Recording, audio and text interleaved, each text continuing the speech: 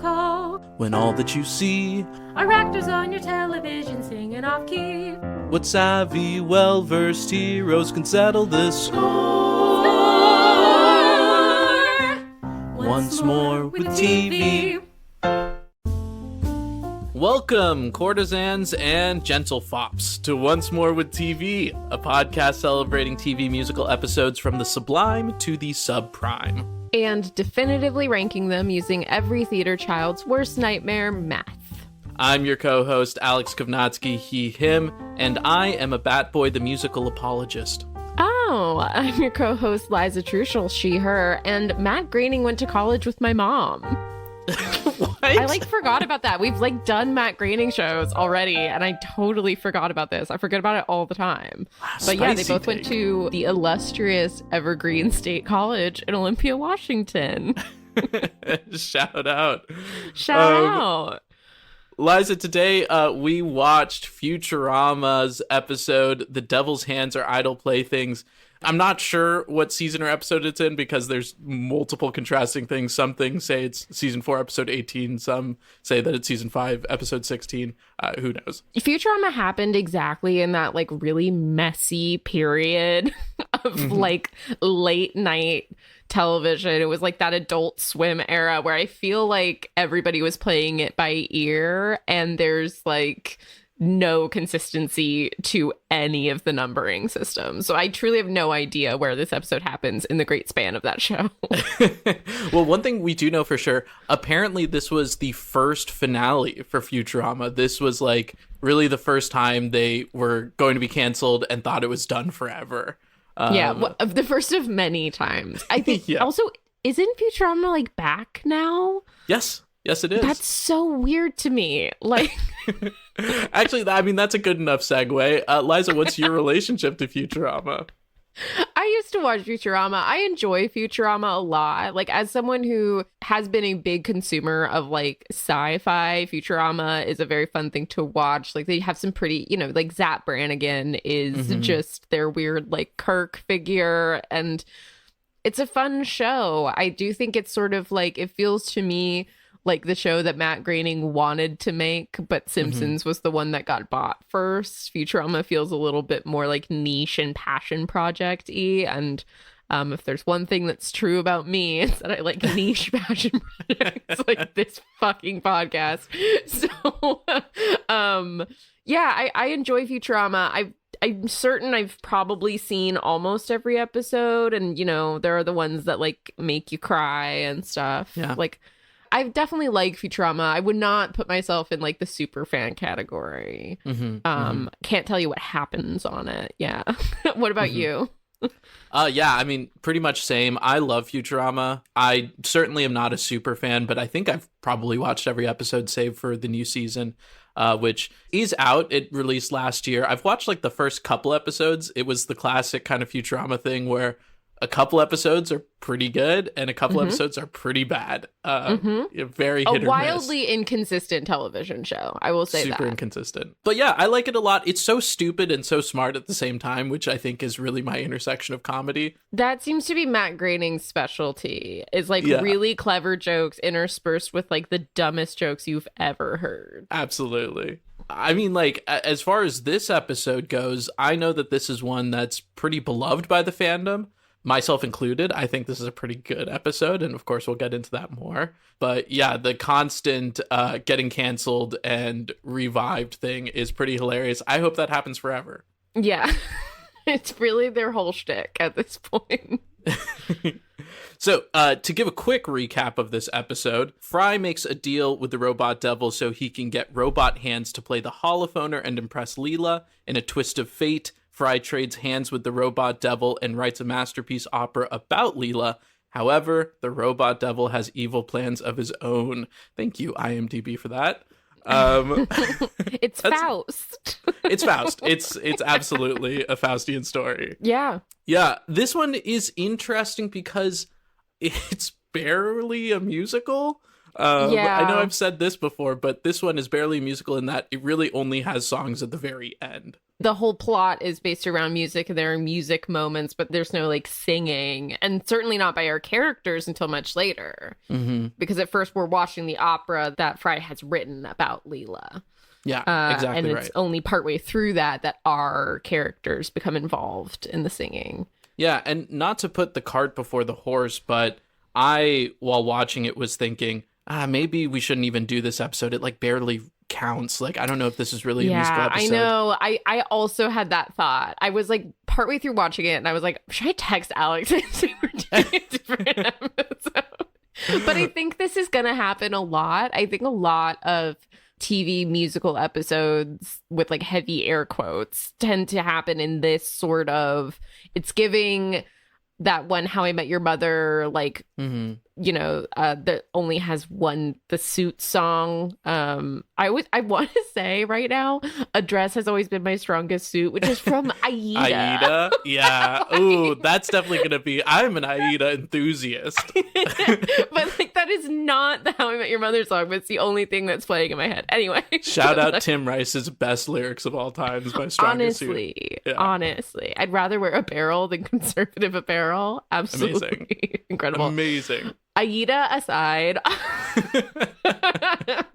this happens a lot, I think. I think it's hard to do an entire musical episode. Some people only want to do one big song. And here's what I'll say about this, too. I had the thought of, like, does this count until the musical part happens at the end? And I was like, oh, yeah, this is so freaking good. And this is so, like, very musical. I mean, it's very opera more, but, like, it's in the same realm that I think it totally counts for me. Yeah, I think so too. And I also think like there's something to be said also for like, it's not just one character that gets involved. Like everyone gets involved at the end there. We're all singing our thoughts. Mm-hmm. So I do think it counts. I think it skates the line for a long time, but wins out in the last like 5 minutes. Yeah, and I think it's partly a Faust episode and partly a musical episode. And I think if we combine both those together, I think that's really what this is. Yeah. Plus, Bender says at one point, so musicians really Roger your Hammerstein. So that's really good. That's a good line. I enjoyed it. It's very, very good. And that counts. That's musical theater, I think. Yeah, I think so too. Yeah, so I, kind of want to start by just going into the musical itself, like the actual musical number, which doesn't happen, by the way, until 14 minutes into the episode. Wow. In a 22-minute, 21-minute episode, that is pushing it. Yeah, super, super pushing it. But the musical number, I Want My Hands Back, I think is what it's called. Is it? Yeah, it was nominated for an Emmy for Outstanding Music and Lyrics. We love to see that. And I think it's really, really deserved. I think, I've already said before what I think is maybe the best singular number that we've heard so far. Mm-hmm. I think this is maybe the best orchestration in a number that I've seen in a musical episode so far. Yeah, I would agree with that. I think the orchestration's actually really fun. They've really gone all out for it. When we see Fry writing the musical, we can see like just how complicated he's writing the orchestration, because I guess music theory is something that the Robot Devil's hands understand. The Robot Devil can do anything, it seems. That's true. I love that the Robot Devil, by the way, just like put himself on the wheel of robots to feel like just to get a point with the rest of the robots for like not being above them, and then it bites him in the ass in this way. Yep. It's all part of his master plan anyway. But yeah. I really like that there are different instruments kind of taking the lead during different people's singing parts, like different vocal parts match different instruments, and I think that layering is really, really cool. It also feels very like classic operetta to me. Mm-hmm. It's giving a little bit also of like Peter and the Wolf. Yes. Yeah, actually I love Peter and the Wolf, by the way. Dude, me too. It's so good. But yeah, it's giving a little bit of Peter and the Wolf. Huge side note here, but maybe one day as a bonus episode we can go into I don't know if you've watched Fargo, the TV show, but there is an episode where the whole thing is backed by Peter and the Wolf, and each character is like doing actions to parts of the Peter and the Wolf soundtrack, and it's pretty amazing. Wow, that's really fun. That's a very fun concept for an episode. The lyrics in this number are also pretty incredible. I mean, they're dumb, but also clever. It's very Futurama in that way. Yeah, I mean, the that's really the sweet spot for bag rating. Like, my favorite line in this is when the robot devil calls Fry out for having his characters say how they feel in the lyrics. Yes. And he's like, that makes me feel angry. I think top 10 Futurama quotes of all time. I really lost it, actually. That's like very solid. And it's such a funny criticism of musicals in general. Like, because that is when you have your characters just explicitly say how they feel. Yeah. And there's like a lot of good like small gags in there too. Like infant Leela has like maybe the biggest voice of anyone on Love stage. that. That's fun. And I think Robot Devil, right before he says the thing about that makes me feel angry, he says, "This show is as lousy as it is brilliant," which is another great line that I love. I also just love the rhymes in this and the off rhymes. So like the rhyme with fine, and then he has to put print at the end to think about the fine print on the contract. It's like fine print. Like, I love like a little addendum like that. That's just like, I don't know. Again, very stupid joke, but it really lands. And I think this episode too also really balances the kind of like gentle, genuine sweetness of Fry trying to write a song for Leela. And like, you know, you see glimpses of him writing it and it sounds really lovely. And you hear him start to play it after he gets his hands back, and it's pretty bad. And then, of course, he plays it again just for Leela at the end, and I think that part's really sweet. And it's pretty telling if they thought that this was going to be the end of their show, and that's the note that they want to end it on, no pun intended. It's very similar to like the finale of season 10, which was one of the other famous finales, where sort of the through line of this show at the end of it is that like Fry, of course, was frozen for like 1,000 years or whatever because he was delivering a pizza. I can't remember what was going on, but and he just falls in love. I think that's like, that is really the core of the show, is that he has this newfound family and he's in love with Leela, and so dumb and incompetent that he has real trouble expressing that and also getting anything done or being good to her. But it is still sort of like this sweet, like Fry is an idiot, but he's a sweetheart. And I think that is a lot of what the show relies around. And it's part of what Billy West is really good at. Yeah, 100%.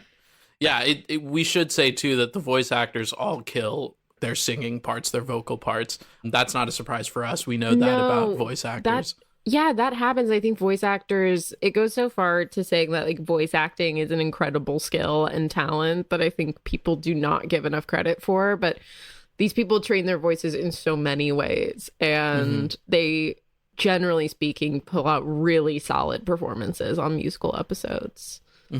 Yeah, exactly.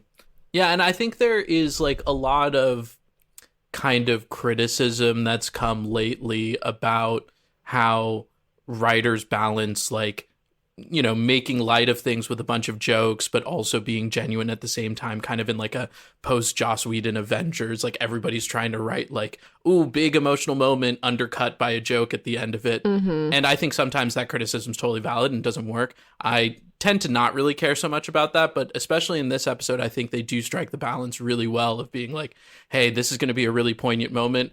We're going to have a joke like Zoidberg saying your music's bad and you should feel bad, which killed me. Also a really top tier joke.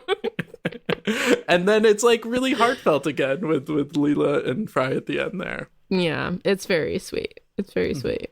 I will say the other jokes that made me consistently laugh during this was, it really felt like this is someone, specifically around the music teacher. I forget her name, but like the grumpy music teacher, and like the joke that's like, we're taking all of the fun out of music since like playing play. Like, it just feels a lot like someone who was forced to learn an instrument as a child and was not good at it. Like, a lot of it felt really personal, and as a child who had no work ethic and refused to learn the flute.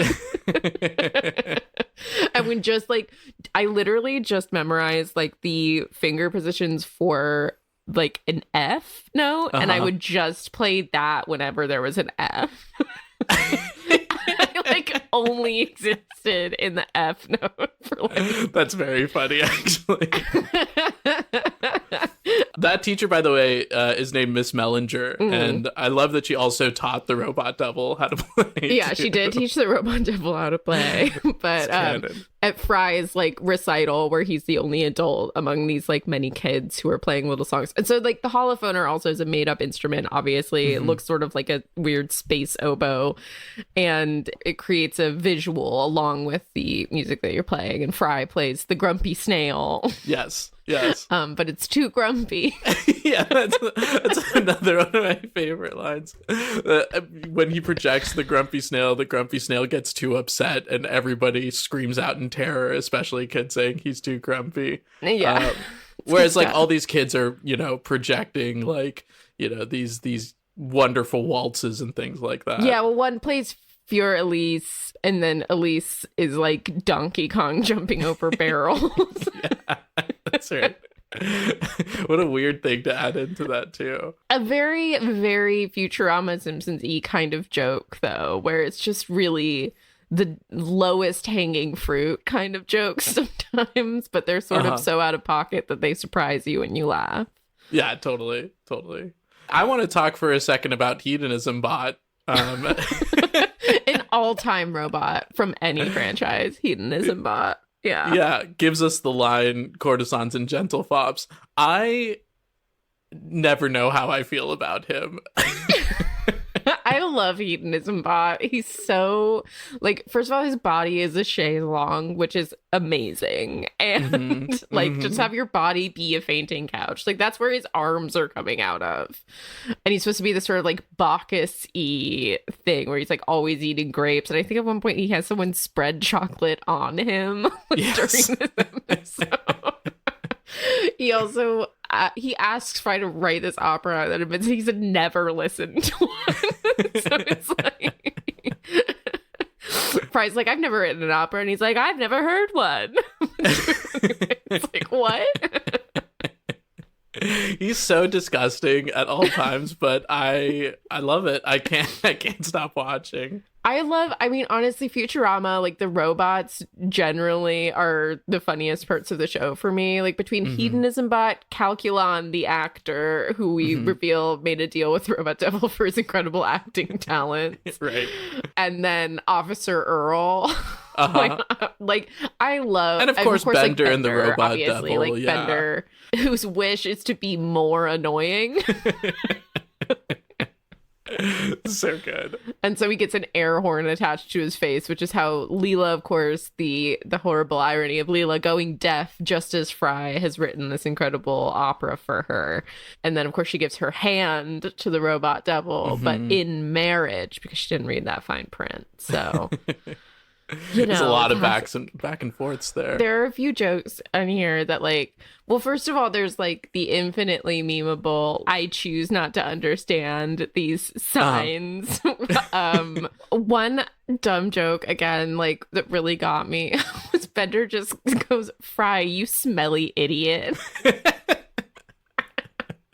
And it's so juvenile that it like really got me. Like just calling an adult a smelly idiot is like really good. Another joke that I really love that we glossed over because it comes after the musicians really rogering. Leela afterwards describes her ex as like unambitious, uneducated, pale, hunched over, and Fry says pretty boy, which really gets me as well too.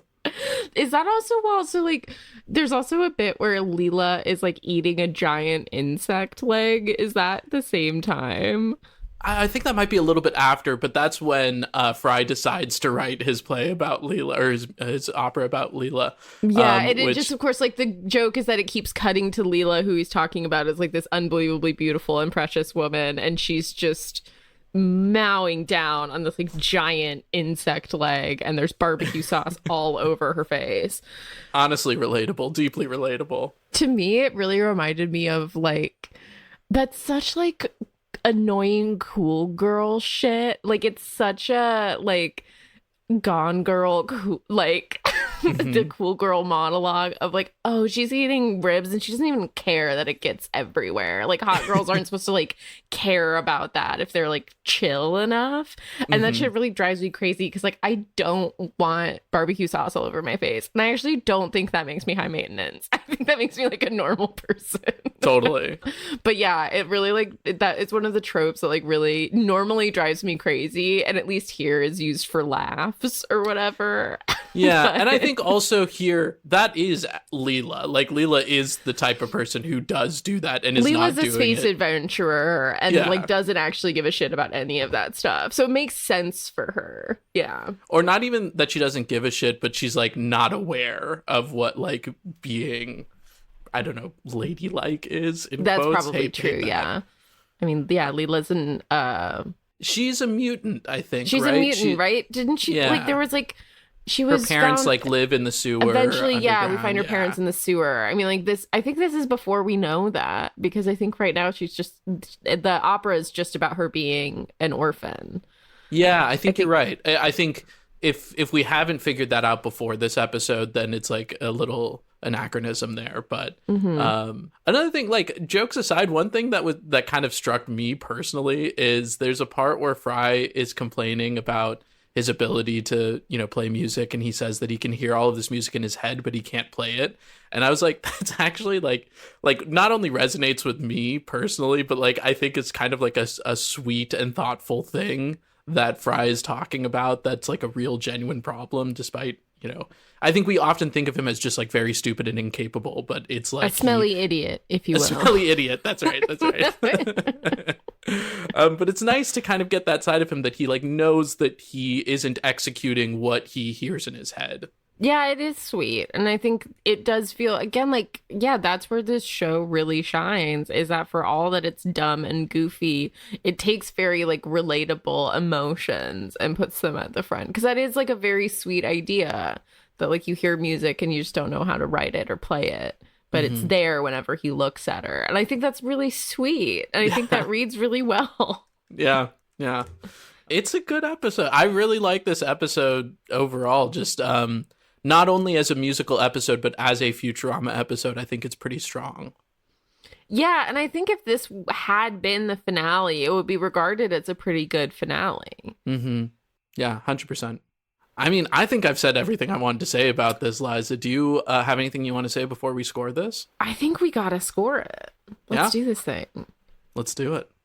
All right, so we're going to score this here. We're starting with our first category, as always, general vibe. That's how it's aged, how much we enjoyed it. Is it a good episode? What do you say there, Liza? I think it's pretty high. I mean, like we just said, like this is a really fun episode. I think, like, for the first 14 minutes, my vibe was a little off because I was worried that there wasn't any music in it.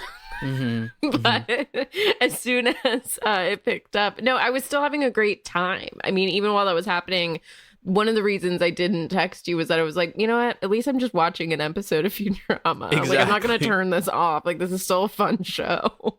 So yeah, I think it's pretty high. Yeah, I mean, I'd be willing to give this a 10 just because if I think about the best Futurama episodes, I think this is one of them. Yeah, I think that's totally fair. Let's throw a 10 in there. Nice. All right, our next category is music. Obviously, there isn't a lot of music in this, but the music that is in it is original. It's very good. Yeah, Liza, what are your thoughts here for this score? Yeah, I mean, like we said, the orchestration's really pretty great. One of the only issues, of course, not being that there's not a lot of it. I mean, we kind of just get this one really great song for the most part. Yeah.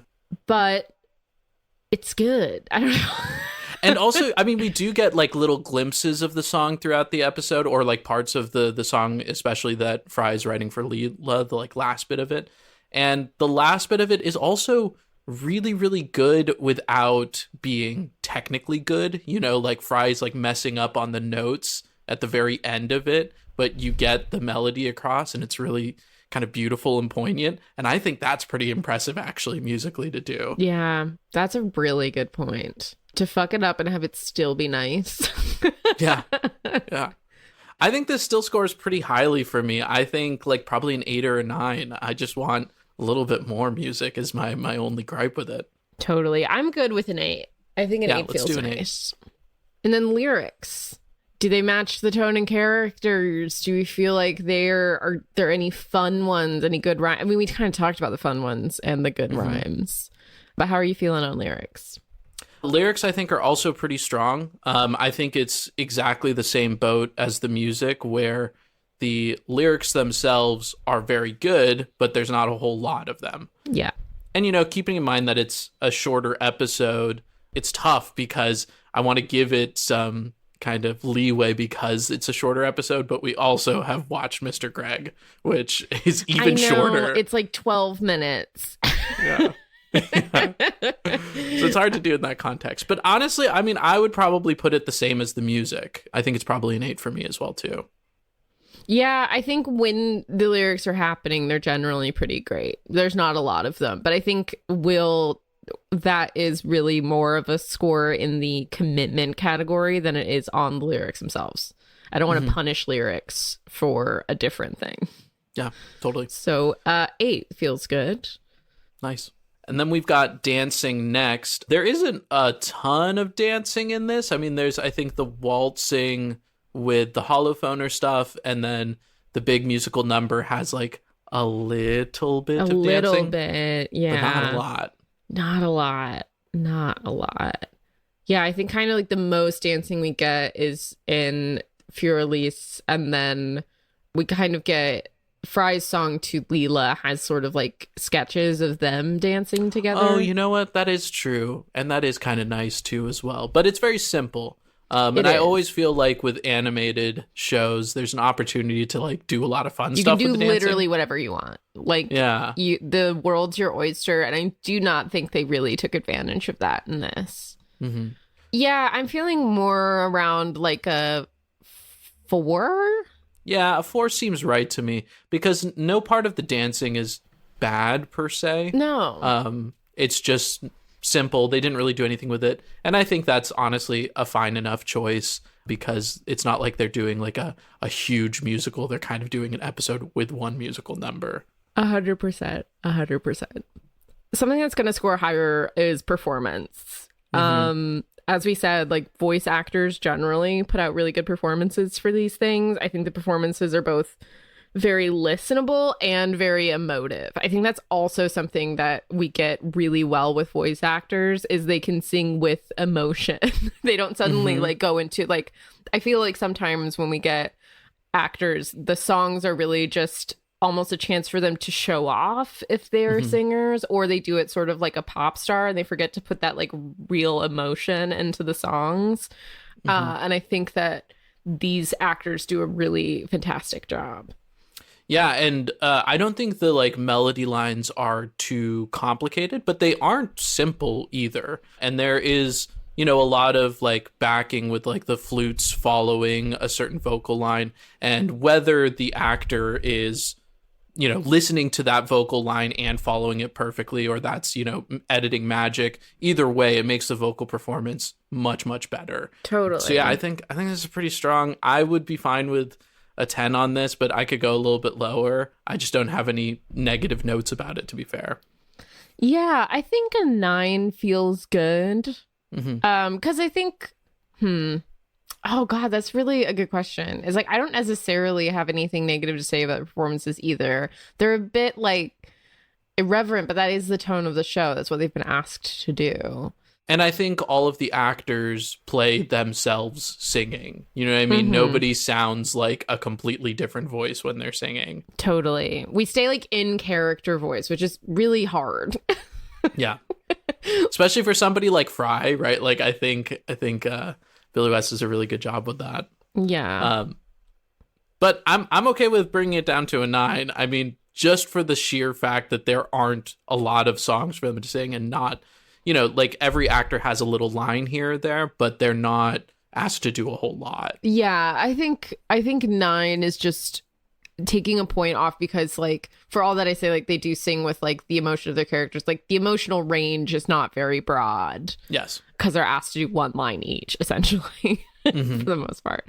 Okay. Moving on to writing. Matt Groening, he writes in a very pacey kind of way. It's really fast.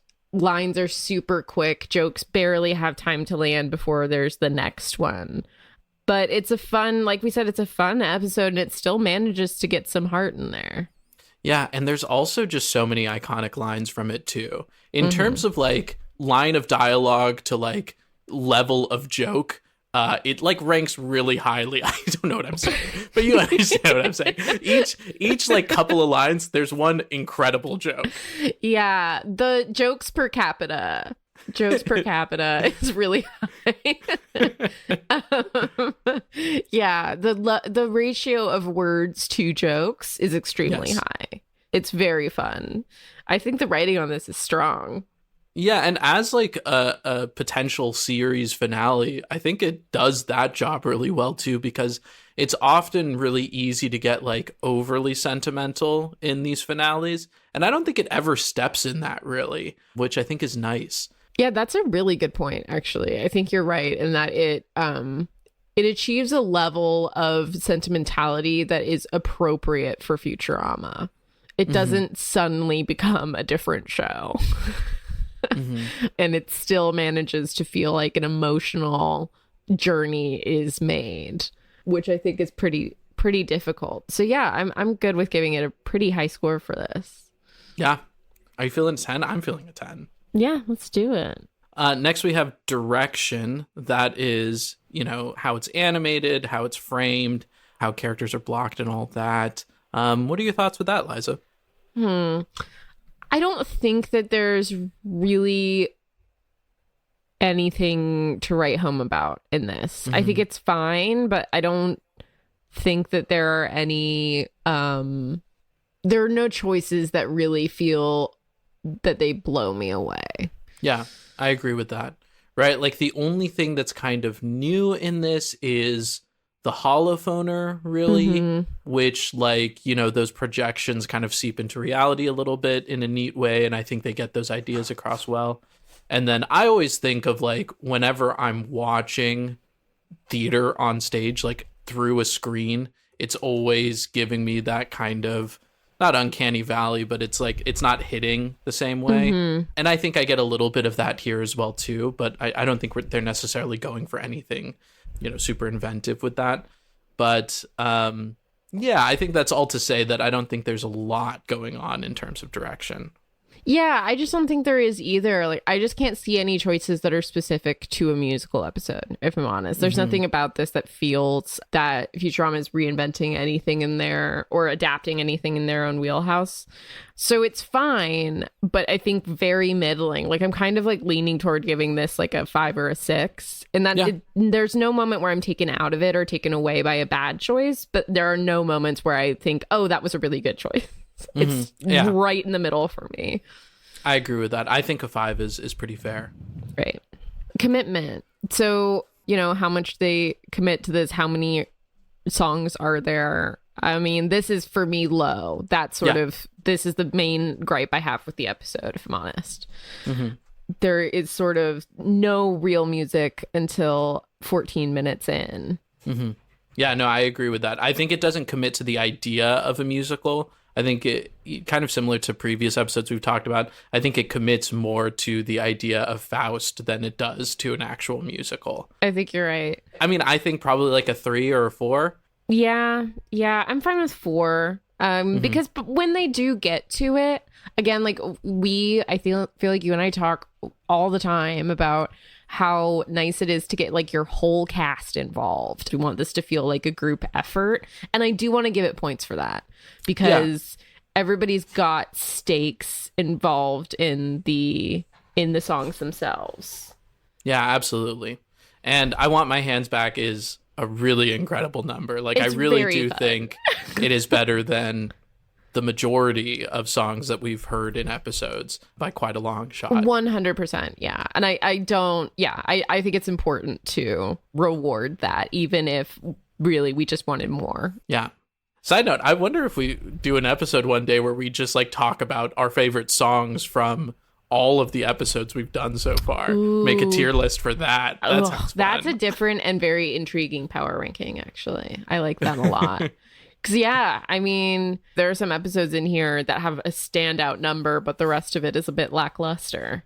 Yeah. Yeah, it's a good idea. Last but not least, or I guess it's not last yet, but we have stakes. And this is, how important are the stakes of the episode? Could you skip this episode? Is this a game changer in some kind of way? I mean, it's a finale and it functions as one. So I think the stakes are pretty high.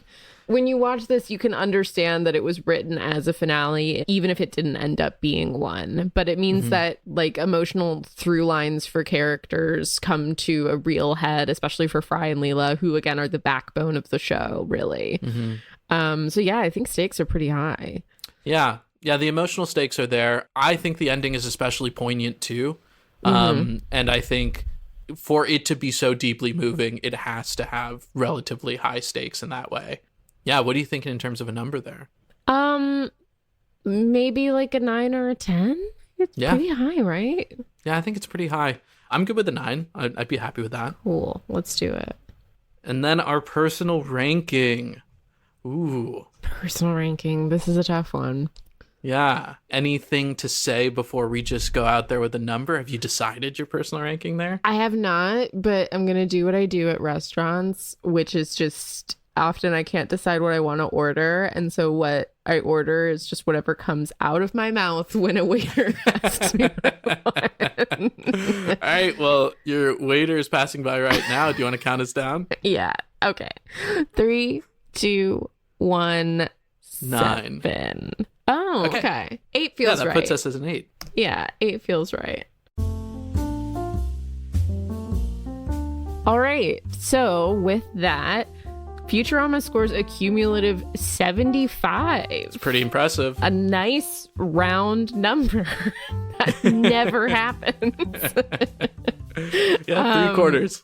3/4. This also upsets our top 5. It comes in right at the 5 slot behind My Musical and Scrubs and ahead of last week's episode, Riverdale, chapter 31. Pretty fun shakeup there in the rankings. I don't think I saw that coming at all, actually.